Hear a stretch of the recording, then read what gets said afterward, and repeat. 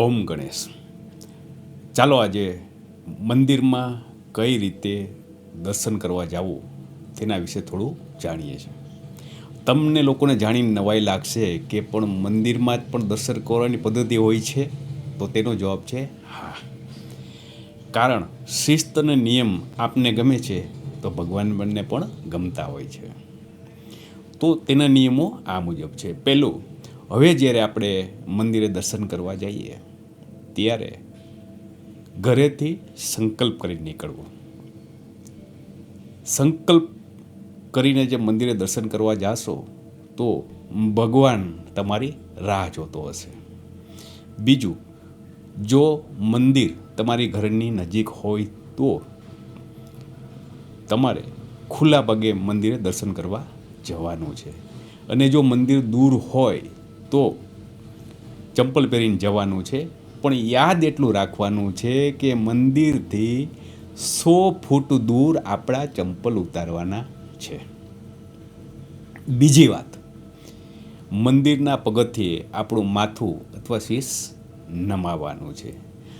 ત્યારબાદ મંદિરની ઘંટ અથવા બેલ તમારે વગાડવાનો છે, અને બેલ અથવા ઘંટનો અવાજ જ્યાં સુધી આવે ત્યાં સુધી તેની નીચે તમારે ઊભો રહેવાનું છે.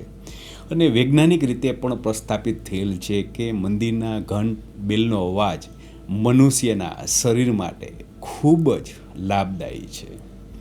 તેનાથી આગળ જતાં હવે તમારે 2 હાથ જોડી તમારે જે ભગવાન છે તેની મૂર્તિ સમક્ષ ઊભું રહેવાનું છે ને તેની મૂર્તિને નિહાળવાની છે.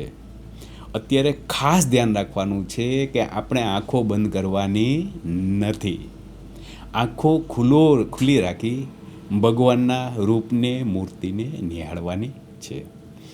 બાદમાં તમારે મંદિરની પ્રદક્ષિણા કરવાની છે, અને મંદિરની પ્રદક્ષિણા હંમેશા જમણેથી ડાબે કરવામાં આવે છે. અને મંદિરની પ્રદક્ષિણા કરવાથી જીવનમાં શો લાભ થાય છે તેની ચર્ચા આવનારા આગલા વિડીયોમાં આપણે કરીશું. બાદ તમારે મંદિરનો પગથિયો અથવા ઓટલો જે હોય ત્યાં થોડી વાર ફરજિયાતપણે બેસવાનું છે.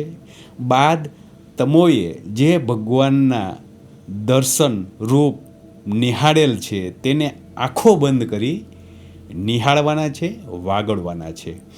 બાદ તમારી જે કાંઈ ઈચ્છા હોય આરોગ્ય બાબતે, ધન બાબતે, તે ભગવાન પાસે માંગણી કરવાની છે. આ મેં તમને જણાવી મંદિરમાં દર્શન કરવાની પ્રોપર રીત. આ પ્રમાણે તમે પ્રોપર રીતથી દર્શન કરશો તો તમને અચૂકને અચૂક બેનિફિટ મળશે, તેમાં કોઈ શંકાને સ્થાન નથી. જો તમને આ મારો વિડીયો પસંદ આવે તો લાઈક કરજો, શેર કરજો, ને અમારી ચેનલ વલ્લભ વાસ્તુને સબસ્ક્રાઈબ કરી અમને મોટિવેશન આપજો. થેન્ક યુ, ધન્યવાદ. ફરી મળશું.